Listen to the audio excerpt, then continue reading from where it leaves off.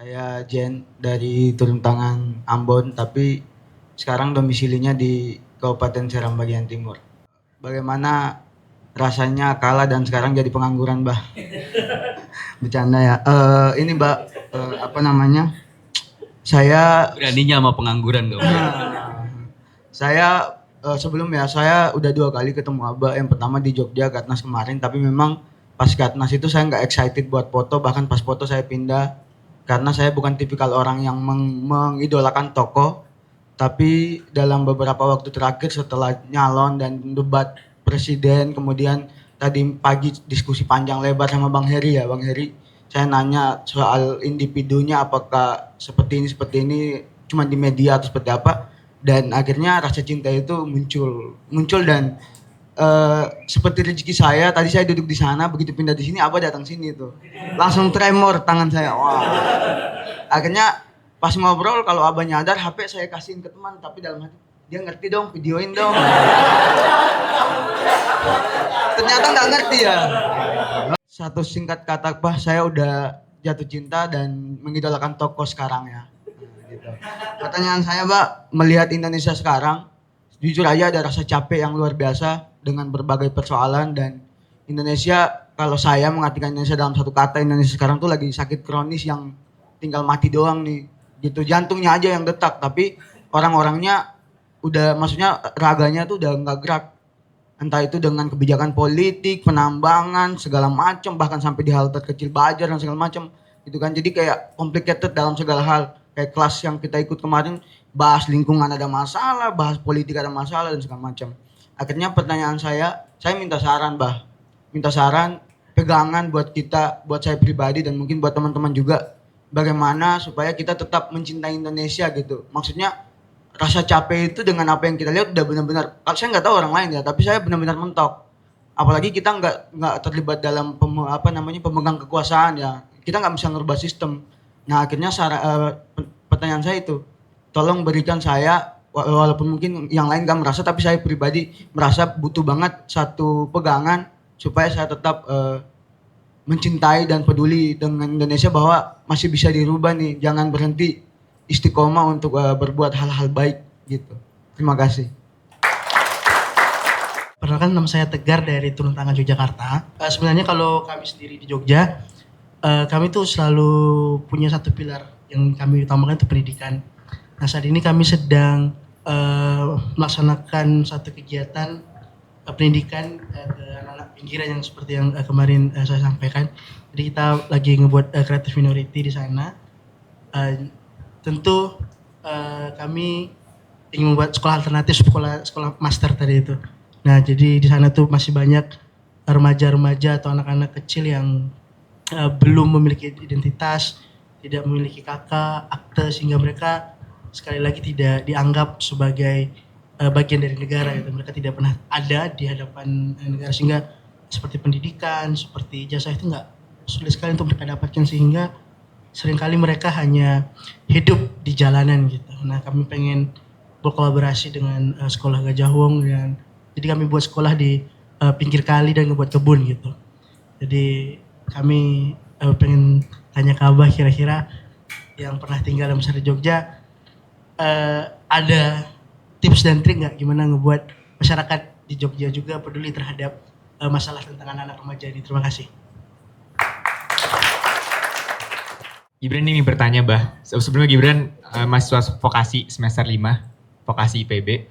Sebetulnya selama ini Gibran selalu terkagum-kagum gitu melihat sejarah dari gerakan turun tangan. Namun selama ini pemahaman itu hanya didapatkan dari membaca cerita yang sudah dituliskan di dalam website ataupun cerita dari Kang Syarif dan juga Kang Heri. Tapi rasa-rasa ingin juga mendengar langsung dari Abah selaku founder dari gerakan turun tangan. Karena pada saat itu kan 2013, bagaimana kemudian tiba-tiba anak-anak muda menginisiasi sebuah gerakan yang menghubungkan antara gerakan kerelawanan dengan masyarakat, kemudian juga bagaimana tagar orang baik masuk politik itu muncul, dan rekam jejak Abah yang pernah menjadi juru bicaranya Bapak Jokowi pada saat itu, dan sebagainya gitu. Dan rasa-rasanya ini menarik ketika diceritakan kembali bagaimana kemudian gerakan turun tangan sampai saat ini bisa tetap bertahan dan berkembang pesat. Ini itu aja, Bah. Terima kasih. Turun tangan ini secara usia sudah 15 tahun ya. 12 tahun. 12 tahun dari 2013 sampai sekarang. Tadi Gibran tanya gimana ceritanya gitu. Tapi pasti udah pada tahu ceritanya dong. Udah belum? Belum. Jadi gini, bermula dari concern kita mengapa ada fenomena yang unik. Ketika orang bermasalah masuk politik, tidak dipermasalahkan. Ketika orang tak bermasalah masuk politik, dipermasalahkan. Yang kedua, ketika ada orang tak bermasalah masuk politik, dia jalan sendirian. Nggak ada yang nemenin. Terus, di sisi lain kita menyaksikan dunia politik kita perlu ada perubahan. Perubahan itu salah satunya dengan adanya orang-orang tak bermasalah mau masuk ke wilayah politik. Jadi sebetulnya gerakan turun tangan itu mulai dari keinginan agar di dalam pengambilan keputusan kita yang prosesnya ditentukan lewat proses politik diisi oleh orang tak bermasalah. Nah, orang-orang baik harus mau membantu orang tak bermasalah. Ini Anda nih baik-baik semua nih. Orang baik-baik nih. Harus mau, saya menggunakan istilah tak bermasalah. Karena kalau menyebut istilah bersih, seberapa bersih, kemudian berintegritas, seberapa berintegritas, ketemunya sulit tuh. Tapi kalau tak bermasalah mudah. Dicek aja, punya masalah nggak? Masalah hukum ada nggak? Masalah sosial ada nggak? Begitu kan? Nah, jadi teman-teman, asal muasalnya dari situ. Dan kita ingin agar tumbuh kerelawanan untuk membantu. Tujuannya, ketika nanti mereka berjuang dibantu oleh anak-anak muda yang peduli, harapannya kalau mereka terpilih, mereka nanti tidak punya beban untuk balas budi, kecuali balas budi pada gagasan. Karena kan teman-teman memilih gagasan, kan? Jen tadi juga bilang, saya memilih karena gagasan. Nah, gagasannya apa sih? Gagasannya membuat kebijakan yang pro rakyat, membuat kebijakan dengan prosedur yang ditaati, membuat aturan main yang berkeadilan. Itu kan kira-kira yang kita inginkan, bukan? Nah, tapi itu semua sulit untuk didapat apabila dibiarkan situasinya seperti selama ini. Kenapa? Karena biaya politik itu mahal. Kalau diisi dengan relawan, maka relawan itu akan mengurangi sekali. Nah, harapannya relawan ini nanti bisa membuat orang yang terpilih bekerja untuk kepentingan rakyat, menjalankan konstitusi. Jadi Gibran, awalnya itu Gibran. Nah, saya sendiri ketika di kampus merasakan, saya rektor, kalau ada dosen pamit mau jadi caleg nih, itu dosen-dosen yang lain itu pada ngapain sih? Gitu. Udah enak-enak jadi dosen. Nah, saya bilang, lah kalau orang baik dosen terdidik begini mau masuk politik dipermasalahkan, lah terus kapan kita punya orang baik dalam politik? Betul tidak teman-teman? Ada seorang dosen kita yang mau menjadi wali kota waktu itu. Waktu menjadi wali kota, itu kolega kanan kiri tanya, buat apa ikut politik? Politik praktis buat apa? Justru kalau saya dukung malah. Bahkan ketika dosennya kampanye, saya ikut kampanye. Dan saya melihat ini adalah sesuatu yang positif, kita harus dorong. Tahun 2009, ada seorang peneliti, namanya IJP singkatannya, Iwan Jaya Piliang. Betul kan? Iwan ya? Indra Iwan Piliang lain lagi. Indra Jaya Piliang, IJP. IJP itu peneliti di CSIS. Junior saya di Gajah Mada, dia di UI. Sudah datang, dia bilang, Mas, saya ini tertarik untuk jadi caleg. Gimana? Tapi teman-teman menentang semua. Gak ada yang setuju saya jadi caleg. Terus saya bilang, kalau saya sih setuju.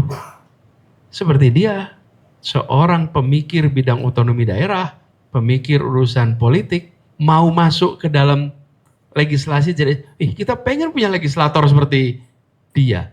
Jadi saya bilang, saya akan dukung. Terus gimana sih? Begini aja, kita bikin pelepasan Indra Jaya Piliang jadi anggota, jadi calon legislatif. Jadi kampus, kami undang pengamat-pengamat politik, undang semuanya kumpul di kampus Paramadina waktu itu. Judulnya melepas teman untuk masuk wilayah politik. Karena saya mau mengirimkan pesan pada semua, kalau ada yang begini itu harus kita dukung. Dia mau loh bertempur menjadi caleg tuh. Nah, pada waktu itu semua pada rame-rame datang. Jadi saya ini selalu sikapnya kalau ada orang yang mau masuk politik dan orang tak bermasalah, saya akan dukung. Saya akan dukung. Ada teman arsitek mau jadi wali kota di Bandung, saya ikut dukung. Itu tahun 2013 tuh. 2013, saya dukung, saya datangin, saya ikut ke Bandung pula. Saya bikin rekaman pula. Saya dukung. Jadi saya bisa mengatakan, Gibran, sebelum memulai gerakan turun tangan, saya punya rekam jejak pribadi. Mendukung orang-orang tak bermasalah masuk politik. Secara pribadi, bikin rekaman, bikin endorsement. Jadi, waktu itu belum kepikir bikin gerakan, waktu itu baru secara pribadi mendukung. Jadi di kampus itu dibikin, waktu itu unik, mana ada orang masuk jadi caleg dibikin pelepasan. Dari dunia kampus masuk ke dunia politik. Nah, di 2013 kemudian terpikir untuk menjadi sebuah gerakan, bukan sekedar endorsement individu. Dimulailah gerakan turun. Kenapa turun tangan? Karena biasanya kita urun angan. Saya kepengen Indonesia lebih baik. Namanya juga kepengen. Semua orang juga kepengen. Saya kepengen Indonesia begini. Saya ingin, itu namanya angan-angan. Nah, kita urunnya angan-angan aja. Kapan kita tambah T? Turun tangan. Nah, kalau dicalonkan maju, kalau tidak dicalonkan bantu yang dicalonkan. Sehingga kita ikut ambil tanggung jawab. Itu kira-kira, Gibran, ceritanya. Jadi dimulai dengan perjalanan saya sendiri. Saya memulai tanpa ada turun tangan tuh. Boleh dicek sama Indra Jaya Piliang. Karena dia punya podcast, namanya apa sekarang podcastnya tuh? Yang sama Darmawan Sepriosa. Madilog. Ada podcast Madilog. Itu nanti tuan rumahnya Indra Jaya Piliang sama... dia gak kepilih waktu itu. Ya sudah gak kepilih. Tapi paling gak kita bantuin. Terus mau baju wali kota juga gak kepilih. Gak apa-apa kita bantuin. Nah jadi Jen kepilih dan tidak itu gak ada masalah sebetulnya. Dan kalau Pilpres kemarin kita tahu kok. Pilpres kemarin aneh-anehnya banyak bener. Bener gak teman-teman? Iya. Jadi teman-teman mungkin gak mengalami. Tapi kalau yang ikut sepak bola tahun 80-an pasti ingat. Maradona tuh pernah masukin pakai tangan tuh. Betul tidak? Dan dicatat sebagai kemenangan. Yang unik di situ apa? Maradonanya pun menerima trofi dengan percaya diri. Padahal dia tahu dia masukin bola pakai tangan. Semua orang juga tahu itu masukin pakai tangan. Tapi prosesnya ya kita akui, kita terima. Kenapa? Supaya proses bernegara jalan terus. Sambil pelajaran bagi semua. Jangan diulang dong yang begini nih. Jangan diulang. Ongkosnya mahal loh nanti. Udah mulai ngerasain kan? Ongkosnya mahal tuh nanti. Kalau sesuatu dijalankan dengan cara yang dimulai dengan cara tidak benar, maka meluruskannya akan sangat sulit. Nah, kemudian saya melihat ini adalah satu proses bernegara di pertanyaan Jen tadi. Kita di bernegara aja. Kalau bernegara itu bukan soal semata-mata siapa menang, tapi bagaimana tatanan bernegara itu dijaga, tatanan berdemokrasi itu dijaga. Jadi ketika kita menyaksikan kecurangan yang masif, yang kita lakukan lapor ke MK. Kan itulah cara beradab untuk menyelesaikan perbedaan. Ketika di MK pertama kali dalam sejarah Republik Indonesia ada gugatan MK di mana 3 hakim menyetujui gugatan. Betul ya teman-teman? Selama bertahun-tahun nggak pernah ada menyetujui, semuanya pasti menolak. Ini 3. Artinya apa yang kita sampaikan itu ada validitasnya. Ini cuma keseimbangan aja. Kalau tambah 1 lagi selesai itu. 4. Nah, jadi kami melihat perjuangan ini perjuangan panjang. Nah, saya kemarin dapat pertanyaan. Pak Anies itu kan jual beli suara ini masif. Gimana kita berharap Indonesia berubah kalau orang masih pada jual beli suara? Jual beli itu kan artinya ada yang beli, ada yang jual kan? Yang beli siapa? Calon. Yang jual? Pemilik suara kan? Masih ada jual beli itu. Jadi saya sampaikan, ya memang masih ada. Tapi saya kok optimis itu pelan-pelan akan bisa berubah. Kenapa? Kemarin Pilpres yang dukung kita nggak ada yang dijual, nggak ada yang dibeli. 40 juta suara orang adalah orang-orang yang tahan dengan imbalan dan tahan dengan tekanan. Ya. Jadi saya sampaikan, jangan khawatir, 40 juta nih kita mulai kemarin. Yang 40 juta itu sampai dengan sekarang selalu bisa bilang, saya punya harga diri loh. Saya nyoblos Anies bukan karena dibayar. Dan mereka nyoblos karena idenya, karena orangnya, karena apapun lah. Tapi yang jelas bukan karena uang, apapun faktornya. Mungkin karena senang keritingnya, mungkin karena serang apapun lah itu terserah. Tapi yang jelas bukan karena kita nggak ada duit. Baru apa? Nah, jadi 40 juta orang ini adalah bekal kita. Yuk ditambahin 40 itu. Jadi 60, jadi 80. Bukan nyoblos Aniesnya, tapi tidak terlibat dalam jual beli suara. Sehingga nantinya kita akan punya pembelajaran. Terus ada juga yang berpandangan, kenapa nggak pilihan tidak langsung aja Pak? Pemilihan di DPR, di MPR. Nah kalau ada yang pertanyaan begitu, ini kalau di rakyat yang nentuin jumlahnya adalah calon. Kalau dengan DPR nentuin jumlahnya siapa? Ya DPR-nya dong.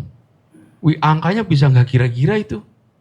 Lebih mengerikan daripada money politik di sini. Jadi walaupun kita sedang punya masalah, tapi ini adalah PR yang pelan-pelan akan bisa kita selesaikan. Jadi jangan dibubarin dulu. Yuk diterusin dulu ini. Yang ngomong ini yang jadi korban ya kemarin. Ya, dan saya selalu bilang MK memutuskan pemenangnya X, saya nggak pernah menggunakan kata kalah. Perhatikan, saya selalu mengatakan saya mentaati keputusan MK. Karena kalau bicara KPU banyak anehnya di situ. Tapi MK sudah mutusin, karena MK sudah mutusin, saya memilih untuk taat pada putusan MK. Dan itu sebabnya saya pilih untuk hadir ketika saat bukan hanya pelantikan, tapi penyerahan hasil oleh KPU. Dan itu pertama kali. Menurut kami sih normal-normal aja. Apanya yang aneh? Kami ikut pertandingan, ada yang dimenangkan, ada yang tidak dimenangkan, kami datang. Kita tidak dimenangkan. Putusannya lewat MK. Jadi saya memilih untuk yuk kita bernegara dengan benar. Ingat yang dikerjakan hari ini dicatat oleh sejarah. Bukan sekedar soal peristiwa hari ini saja, tapi bagian dari membuat negeri ini lebih baik. Teman-teman akan ke rumah Bung Hatta. Akan ketemu keluarga Bung Hatta. Bung Hatta itu penjaga nalar Republik. Bung Hatta itu dicatat sampai sekarang bukan karena tepuk tangan orang hari itu, tapi karena sikap konsistensi dia saat itu. Jadi yang dicatat itu sikap-sikapnya. Nah ini kita harus sadari sekarang. Kita sedang berada dalam proses bernegara. Nah itu. Kemudian jangan khawatir tentang Indonesia ini sakitnya kronis itu. Kronis. Terus bagaimana kita punya harapan? Saya melihat masalah kita ini bertahap, Jen.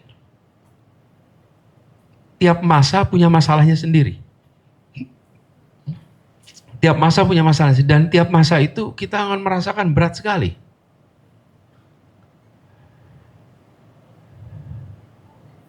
Tadi ada yang sebelah saya tinggalnya di Bogor. Anda tinggal di Bogor. Kalau tahun 60-an, dari Jakarta ke Bogor, malam begini, nggak ada yang mau lewat. Coba tanya, ada yang mau lewat Jakarta Bogor? Nggak ada. Kenapa? Begal di mana-mana. Begal di mana-mana. Yang begal itu bangsa asing. Hah? Bangsa sendiri. Bangsa sendiri. Gak berani keluar rumah antar kota. Jakarta, Bandung, gak ada yang mau jalan malam. Jakarta, Cirebon, gak ada jalan malam. Saya mau berikan ilustrasi.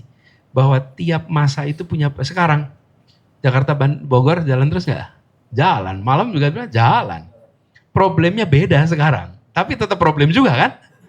Jadi kita ini setiap masa ada masalahnya. Lalu setiap masalah insya Allah ada jalan keluarnya. Nah kita yakin itu. Sekarang kita menyaksikan Maluku dengan kekayaan alam yang seperti itu. Ikan di sana itu produksi luar biasa dahsyat. Tapi sampai sekarang belum merasakan manfaatnya, bukan? Belum. Yang dibutuhkan di sana sederhana. Pengolahan ikan di Maluku. Kemudian kewenangan untuk mengolah di sana, betul nggak? Selama ini ditangkap, dibawa keluar. Akhirnya di sana nggak pernah dapat manfaat. Nanti begitu itu dibuat, berubah. Masalahnya nanti masalah baru lagi. Saya beri contoh. Ada sebuah pulau, bagian dari Jakarta, yang jarak dari Ancol ke pulau itu, dengan jarak dari pulau itu ke Sumatera, itu lebih jauh ke Ancol. Jadi pulaunya itu lebih dekat ke Lampung daripada ke Ancol. Tapi sama masih wilayah Jakarta, jadi warga di sana KTP Jakarta. Kalau naik kapal dari sini ke sana dulu 8 jam sampai 10 jam naik kapal. Apa yang kita lakukan? Ini pulau Sebira, terlalu jauh. Jadi kemudian kita katakan, yuk kita beresin, disiapkan kapal kecepatan tinggi, speedboat. Sehingga ke sana itu 2,5 jam sampai.